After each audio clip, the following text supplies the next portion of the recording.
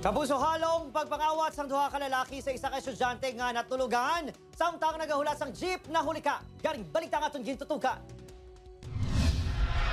Sa sining CCTV video nga kuha sa corner Locsin Street, Barangay 21, Bacolod City, Manugala sa Sabado sang aga, August 17. Makita ang isa ka lalaki nga nagakatulog sa lamesa sa gilid sa isa convenience store. Matiun-tiun pa, ginpalapitan ni isang lalaki nga nakaputi. Ang lalaki nga nakasuksok sa kalong itom, nagaserbing nga lookout. Makapila ka beses siging tuyo sa nakaputi nga ginkuha ang cellphone sa bag sa biktima apang, talalupang doon nga nabudlayan ini. Tubtob, nagsaylo ini isang pwesto sa idalom sa lamesa, kag nakuha gid ang handle ng cellphone kag madasig nga nagpalagyo.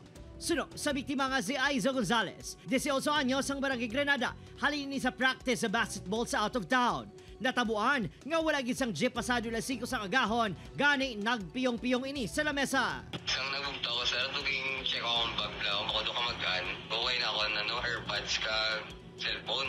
Ari ko na dagdag. Nakibot ako nga mo, tabilin na tabo. Ang manager sa convenience store, pamilyar kuno sa mga kamatan. Pamilyar siya tsura, sila tsura doa.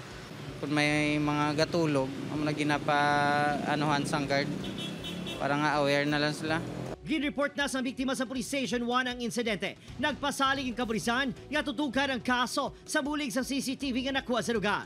Ginapanugyan na naman sa kapulisan ng publiko nga maghalong batok sa mga kawatan. As much as possible, masipitiman kita ka-device sa itong mga bag nga matubulak natin para hindi man sila nga isa lang ka butong mahimo at ginasano kung kita security conscious na kita sa atin kaugalingon.